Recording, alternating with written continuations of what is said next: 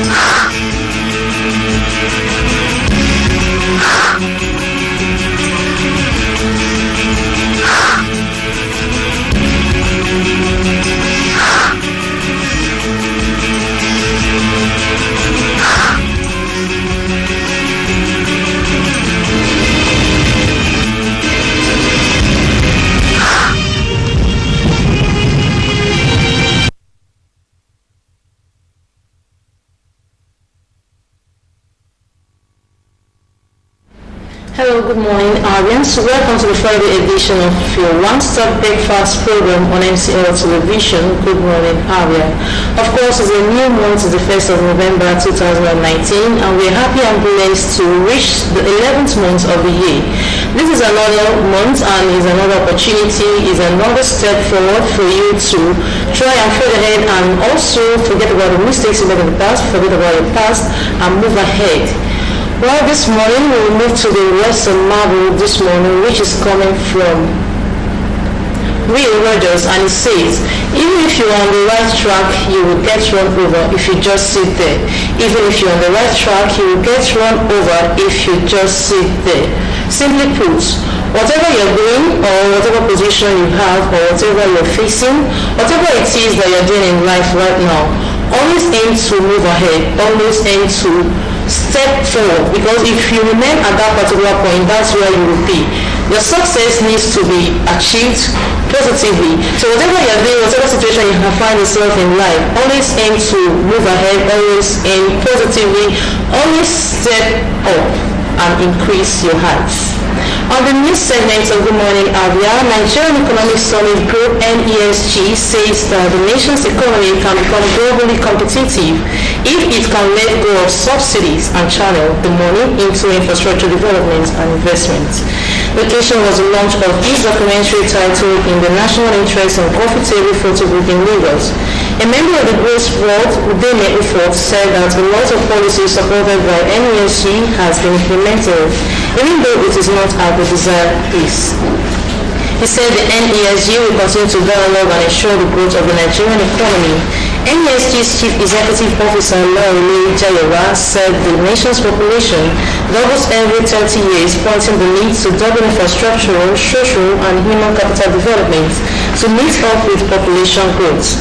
The newly launched documentary film focuses not only on details about the past, present, and future circumstances for Nigeria, but also takes a critical look at the economic activities through the different timelines from the lens of the NESG. The group is a private sector think tank founded to bridge the gap between the private and public sectors in order to mitigate the struggles of everyday Nigerians and to enable widespread prosperity. The Nigerian Meteorological Society, NMS, says that the resuscitation of all the steel industries in the country will lead to the nation's industrialization and create thousands of jobs for the youths. Its president, Professor Suleiman Hassan, said the meteorological industries can contribute meaningfully to the development of human resources and poverty reduction in the country. Professor Hassan said Abia1-Nov.1.2019 Steel Company Limited, if completed, is capable of generating no less than 50,000 jobs for the Nigerian teeming youth. NMS President, who is also the Director General, Nigerian Institute of Mining and Geosciences, CHOS, stated this on Thursday in a lorry at the Society's 2019 Conference and Annual General Meeting, AGM. The theme of the AGM was the role of meteorological industries in sustainable development goals. He said on completion of the first phase of the Abia1-Nov.1.2019 Steel Company Limited, it will generate about 10,000 job opportunities for the teeming youths. This will progressively increase to about 20,000 workforce at the third phase, and it is a known fact that for every job created in the steel plant, 20 other jobs are created upstream and downstream each. President Muhammad Buhari on Thursday evening arrived Makkah, Saudi Arabia at the end of the three-day Future Investments Initiative (FII) held in Riyadh, the capital of Saudi Arabia. The president was received by His Royal Highness Prince Badr bin Sultan bin Abdulaziz, the Deputy Governor of Makkah region, and other government officials at the King Abdulaziz International Airport, Jeddah, at about 7:05 p.m. While in Makkah, President Buhari, alongside some members of his entourage, will perform the Lesser Hajj and also observe the Friday prayers at the Grand Mosque in Makkah. Before leaving Riyadh, President Muhammad Buhari had met behind closed door with Crown Prince of the Kingdom of Saudi Arabia, Mohammed bin Salman bin Abdulaziz. The president had also on Wednesday met with King Salman bin Abdulaziz, where the two leaders expressed their determination for deeper partnership, especially in the areas of oil and gas, for the development of both countries.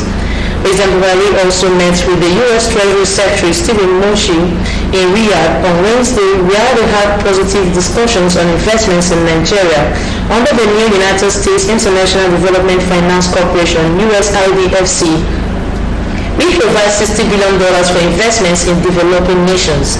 All the meetings were held on the sidelines of the Future Investments Initiative (FII) Summit, which ended on Thursday in Riyadh. President Buhari will on Saturday, November 2nd, proceed to the United Kingdom on a private visit and is expected to return to Nigeria on November 17th.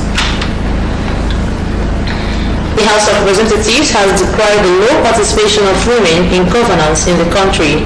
Chairman of the House Committee on Women in Parliament, Taiwo Oluga, during the inaugural meeting of the committee, decried that it is only 11 women that were elected in the National Assembly. Describing the situation as unacceptable, she called for more active involvement of women into elective positions at the country's legislatures. Oliver promised to reach out to other notable African parliaments, including the Commonwealth Women in Parliament, to ensure effective representation of women in political positions, as well as tackle issues of rights and abuses. She further stated that the committee will engage with the Senate leadership on issues relating to women representation in the Federal Executive Council (FEC) and other agencies of government to achieve at least 35% women inclusion in governance at all levels in the country. The committee will work in partnership with the Ministry of Women Affairs, National Agency for the Prohibition of Trafficking in Persons (NAPTI), and sister agencies to curb human trafficking, child prostitution, and defend the provisions of the Child Rights Act. She further disclosed that the committee will take the example of Rwanda, with 68% of women population as lawmakers and 50% as cabinet makers and Supreme Court judges.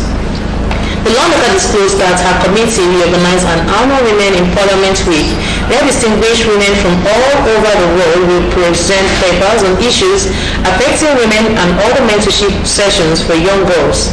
The committee members later adopted a document dubbed Action Plan to streamline results on the issues and which is expected to guide the operations of the House Committee. Governor Emeka Ihedioha of Imo State has challenged public servants in the state on improved service delivery, urging them to justify the present administration's huge investments in them.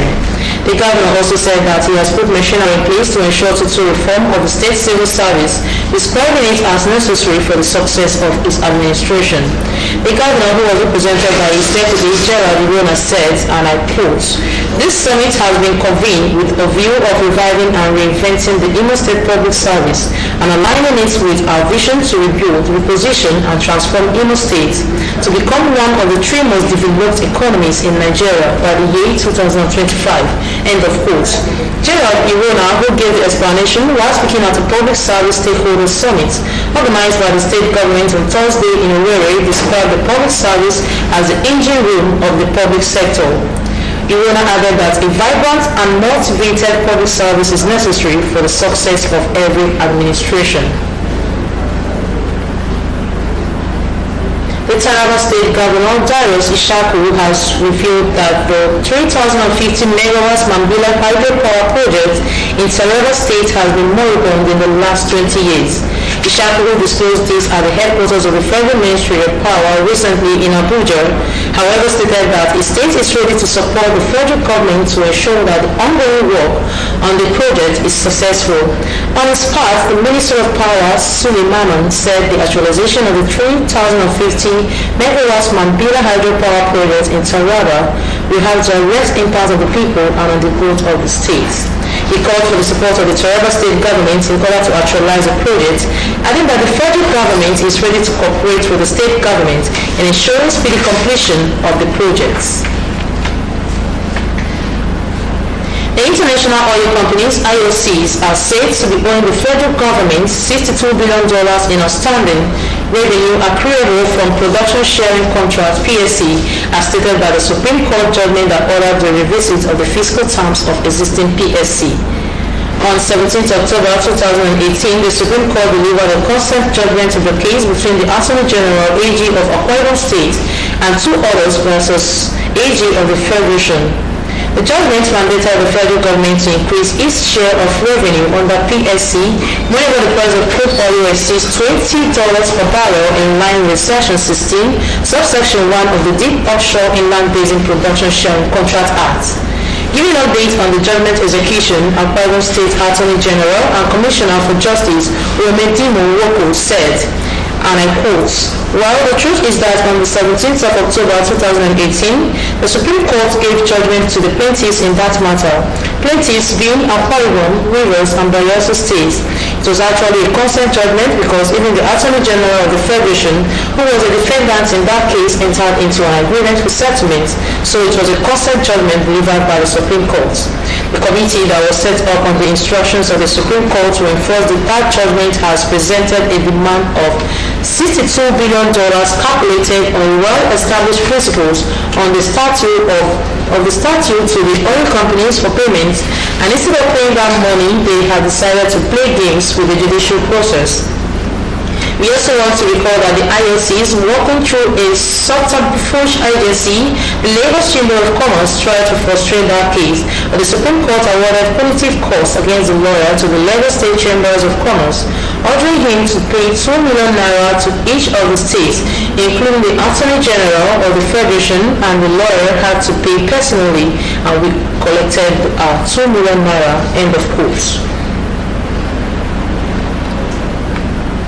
Owing to ignorance, imbecility is regarded as a spiritual attack or a curse from the gods.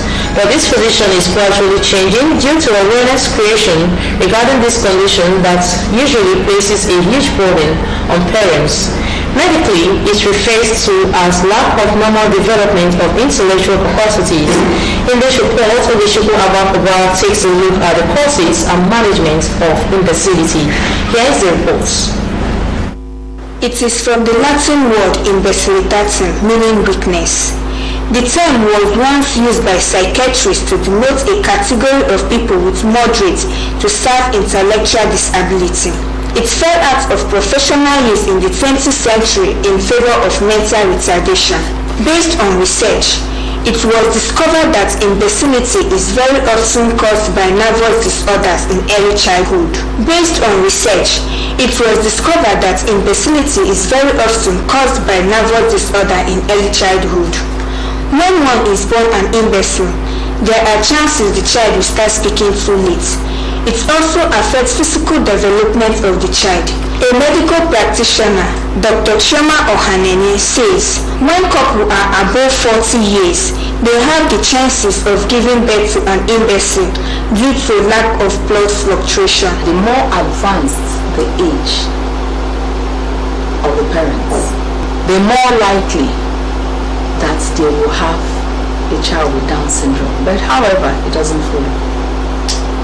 You may even have a younger brother, like I said, who will have all her children without any form of imbecility.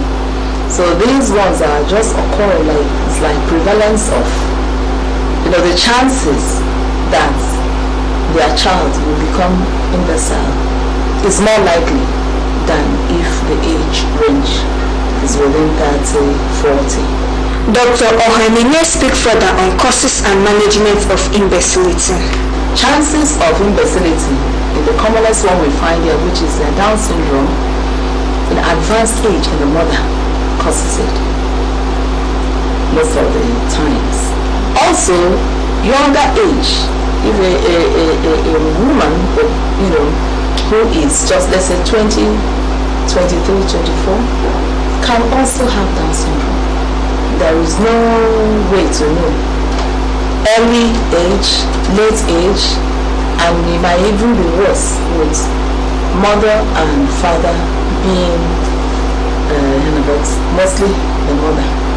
Then talking about the other causes can also be genetic, because some of these genes are so abnormal that it's happening inside the womb, and there's no way you know until the child comes out.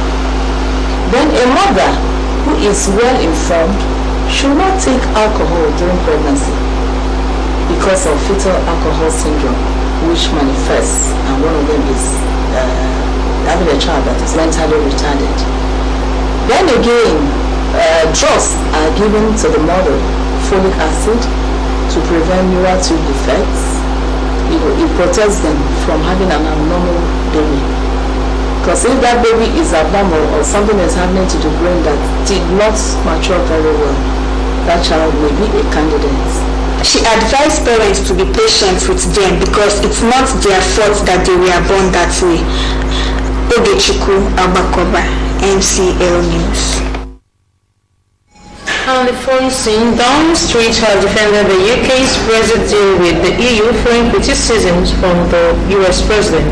Donald Trump said the US cannot make a trade deal with the UK under Boris Johnson's EU withdrawal agreement. But a number 10 spokesperson said the deal meant we can strike our own free trade deals around the world from which every part of the UK will benefit. Other comments meant that Trump led Labour to accuse him of trying to interfere in the election. Speaking to LBC, the president said Corbyn will be so bad as Prime Minister and that Johnson is the exact right guy for the times. Corbyn accused him of trying to interfere in the UK general election to boost his friend Boris Johnson. The UK is going to the polls on 12th December following a further delay to the UK's departure from the EU to 31st January 2020. Johnson hopes to win a majority of seats so that he can get his deal through Parliament, while Corbyn promises another referendum if he fails the keys to 10 Downing Street. And with that news, we're going for a break. More music on the way from the newspaper review. Do stay with us.